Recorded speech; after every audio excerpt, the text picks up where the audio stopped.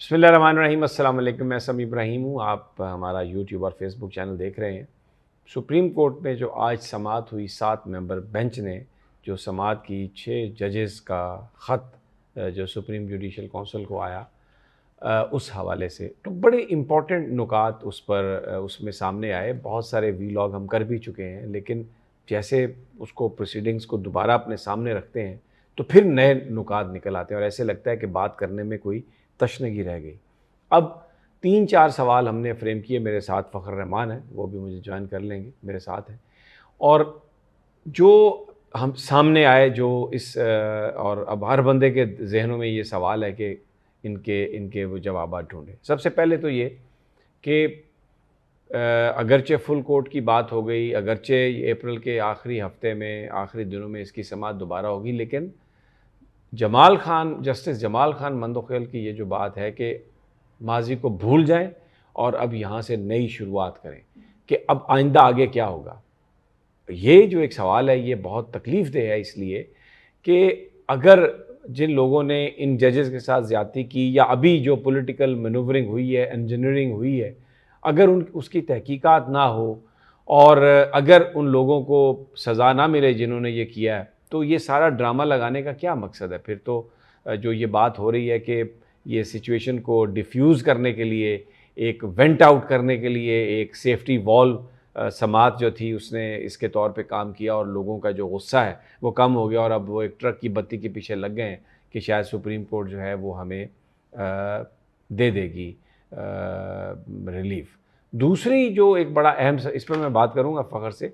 दूसरा जो अहम सवाल है वो ये है कि ये कहा है चीफ जस्टिस साहब ने कि अदालत जो है वज़ीर आज़म को तो नहीं बुला सकती, ना वज़ीर आला को बुला सकती है, अदालत तलब ही नहीं कर सकती और JIT भी नहीं बना सकती। तो माजी में जो भी JITs बनी हैं वो गलत बनी है और फिर वो जो सारे वज़ीर आज़म पेश होते रहे, आज काजी फ़ाइज़ ईसा साहब तो कहते हैं कि जनाब वो तो कोई पेश नहीं हो सकता।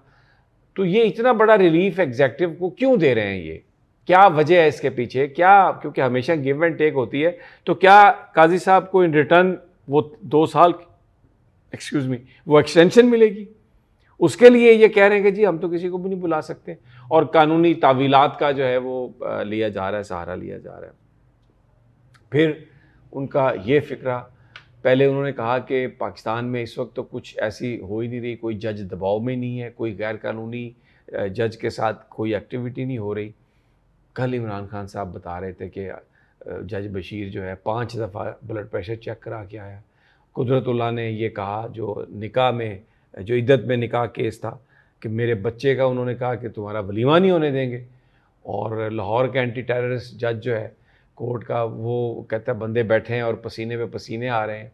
और अबू अल हसनात साहब जो हैं वो अभी 342 का बयान शाह महमूद कुरैशी साहब बना रहे हैं और इमरान खान साहब ने कहा कि मैं लेके आता हूँ अपने सेल से, तो उन्होंने फ़ोन आता है, बाहर जाते हैं और 10 मिनट में फ़ैसला सुना के चले जाते हैं लोग। फिर आज ज़िक्र भी हुआ कि सुप्रीम कोर्ट ने जिनको रिहा किया उस ऑर्डर को फ्रस्ट्रेट करने के लिए MPO के तहत उनको पकड़ लिया।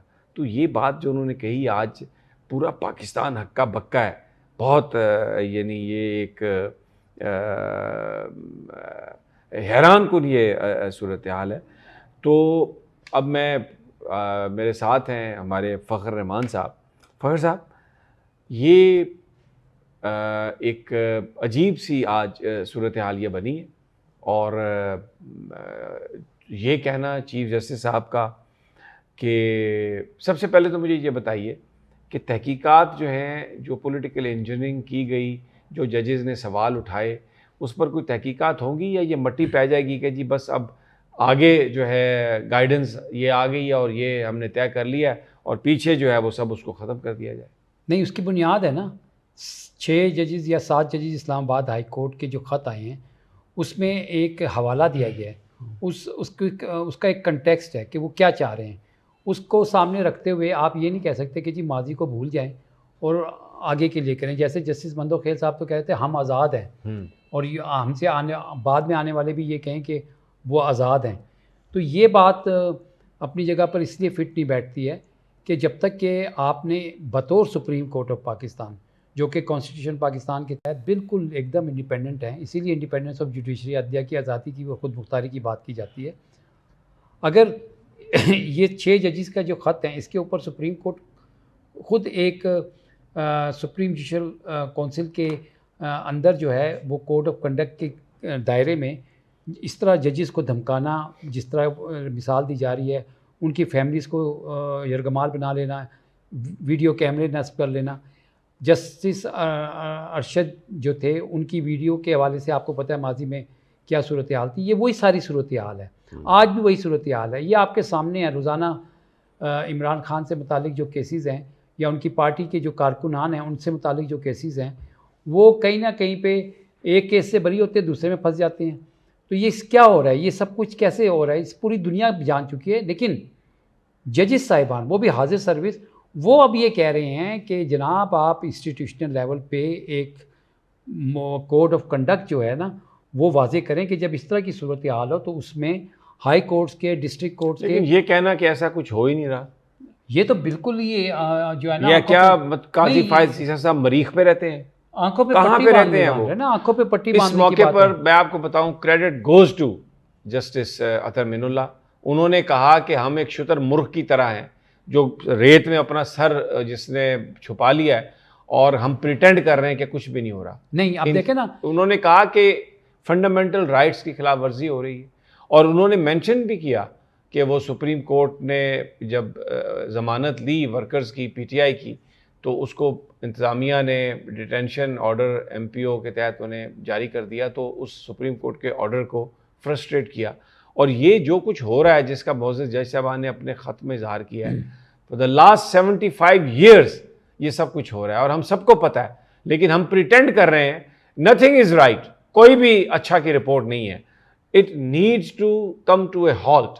तो वो उस वक्त मौका था जब सारी जो प्रोसीडिंग है, जिसको अतर मिनुल्लाह और अटॉर्नी जनरल साहब ने जो एक तबला बजाता था, दूसरा तबला बजाता था, और पूरा वो एक माहौल को काबू में किया हुआ था, और एक मट्टी पान वाली काम सी, सवाए जजेस के ख़त के हर चीज़, यानी आज ऐसा लग रहा था कि कोई काजी फायज ईसा साहब ट्यूटर हैं, मुझे लगता है किसी लॉ कॉलेज के प्रोफेसर हैं, कि वो बता रहे हैं कि सुप्रीम कोर्ट क्या है, आइन क्या है, कानून क्या है, और ऐसी ऐसी।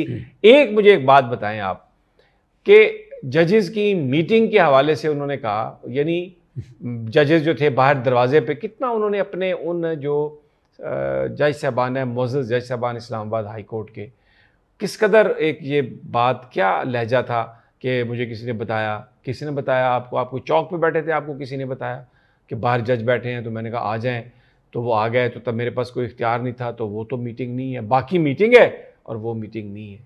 क्या आज उन्होंने ऑक्सफोर्ड में, जो उर्दू ऑक्सफोर्ड की डिक्शनरी है, मीटिंग की नई डेफिनेशन आज उन्होंने निकाली है कि मेरे पास इख्तियार नहीं था, बाहर खड़े थे, वो अंदर आ गया, मिल लिए, लेकिन मीटिंग मेरी नहीं हुई उनके साथ। ये मुझे बताइए, ये क्या, ये जो आज जो कुछ कंडक्ट हमने, जो पूरी कौम ने देखा, मतलब ये वाज इट जस्टिफाइड? बिल्कुल जस्टिफाइड नहीं था। और इसके ऊपर मैंने सीनियर वकला से जब बात की तो वो उनको भी मायूस कन सूरत हाल लगी, क्योंकि चीफ जस्टिस साहब जो थे, जब ख़ुद सुप्रीम कोर्ट के सेकंड सीनियर मोस्ट जज थे, तो उस वक़्त वो अपने चैम्बर से बैठकर ख़त लिखते थे, ख़त सोशल मीडिया में अपने दोस्तों को देते थे, और वो मेन स्ट्रीम मीडिया में आता था, खुद सारा काम ये करते थे काजी फायज। और आज कह रहे थे कि जनाब वबा है, मेरी बात सुने, हाँ। आप अगर किसी को वबा कह रहे हैं, तो अगर जवाब में कोई आपको भी नाम दे दे, तो क्या ये हमारे मुल्क के लिए अच्छा होगा? आप आप एहतियात बरतें, आप चीफ जस्टिस हैं, आप बैठ के लोगों को नामों से बुलाएंगे तो आपका भी नाम पड़ जाएगा कि जी ये सोशल मीडिया एक वबा की तरह है। भाई वबा में क्या होता है, ये किस कदर ये एक अजीब इन्होंने बात कही है। वबा जो है, मेरा दिल चाहता है मैं कोई नाम दे दूं, लेकिन बड़ी मुश्किल से मैं कंट्रोल। वबा का सही कहा कि ये इस मुल्क में आइन और कानून का कोई एहतराम नहीं है, ये एक वबा है, ये इसको फैलाने वाले, इसको प्रोटेक्ट करने वाले काजी फायज ईसा साहब है। जी हाँ, बिल्कुल। तो ये तो सारी चीज़ को बताइए। अच्छा, आपने जो है ना बड़ा अच्छा हवाला दिया।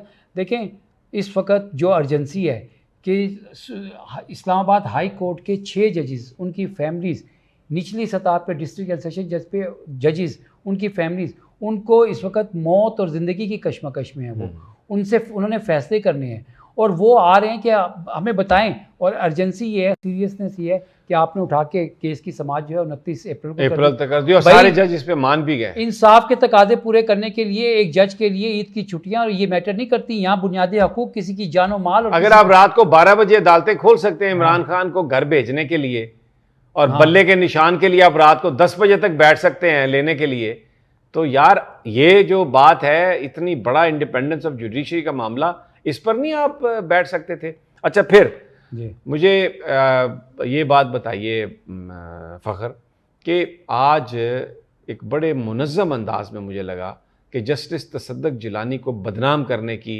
एक बड़ी भरपूर कोशिश की गई, और उसमें अटॉर्नी जनरल साहब और काजी फाइज़ साहब दोनों मुझे हैंड इन ग्लव्स नज़र आए। बिल्कुल सही कहा आपने, इसलिए कि ये इन्होंने क्या कहना शुरू कर दिया आके कि जी हमने तो जो TORs बनाए थे वो भी उनकी मदद से बनाए, वज़ीर-ए-आज़म उनसे मिले, उनसे रब्ता किया, उनसे बात कही। लेकिन जब ये खुद अटॉर्नी जनरल ने मानी ये बात कि उन्होंने ये कहा कि इसमें एक स्पेशल प्रोविज़न होनी चाहिए कि मैं अगर कुछ और किसी मामले की तहकीकात कर सकूँ तो मुझे इख्तियार हो, तो गवर्नमेंट ने वो बात नहीं मानी TOR में।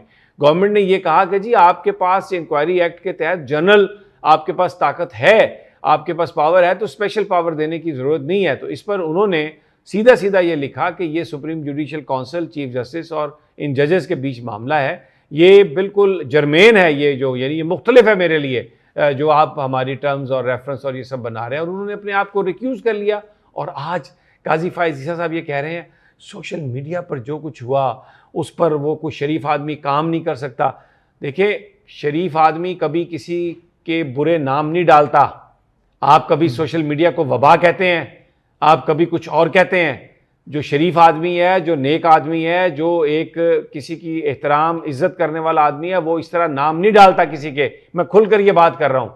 आपको सोशल, मैं वबा हूँ? हम अपनी जान हथेली पे रख के तो रिपोर्टिंग कर रहे हैं, और लोगों को उठा लिया गया, मार लिया गया। जाके सनम जावेद की फैमिली से पूछें, आप बड़े आराम से सुप्रीम कोर्ट में बैठकर ये कह रहे हैं कि अदालत ने तो इधर तो कुछ भी नहीं हो रहा, और आपने एक क्लीन चिट दे दी है। और क्योंकि अगर आपको एक्सटेंशन चाहिए या कुछ और आपका मामला है, तो आप उसके लिए इस तरह लोगों के साथ जुल्म नहीं करें, क्योंकि अब बर्दाश्त का जो मादा है लोगों में वो ख़त्म हो चुका है। नहीं, ये कह रहे थे कि समी, ये आज चीफ जस्टिस साहब जो इंप्रेशन दे रहे थे, और उन्होंने दे दिया बल्कि, कि माजी का जो कुछ हो गया उसका उससे उनको कोई ताल्लुक़ नहीं है। भाई माजी में अगर किसी ने इग्नोरेंस शो की, उसको टेकअप नहीं किया, आपके ऊपर डबल जिम्मेदारी आ गई कि आप उसकी जिम्मेदारी उठाएं और उसको करेक्ट करें। माजी में कुछ गलत होगी उसको करेक्ट करें। ये कहना कि जी माजी में वो है और वो जिम्मेदार हैं, लिहाजा हमारे सामने तो कुछ हुआ नहीं। भाई हो रहा है, ये 6 जजेस जो आपको ख़त लिख रहे हैं ये इसीलिए लिख रहे हैं। और मैं उस बात को ज़रा ख़त्म कर लूँ, तसद्दुक़ जिलानी वाली बात को। तो आज एक बड़े मुनज़्ज़म अंदाज में ये तासुर दिया गया कि वो बिल्कुल ऑन बोर्ड थे, और बस फिर वो पीछे हट गए। और काजी साहब ने वो जो लेटर में उन्होंने दिखाया कि ये 209 में नहीं आता, ये आप जो करने की कोशिश कर रहे हैं ये कानूनी नहीं है। आईना दिखाया उन्होंने चीफ जज साहब को कि ये जो आप कह रहे हैं ना, ये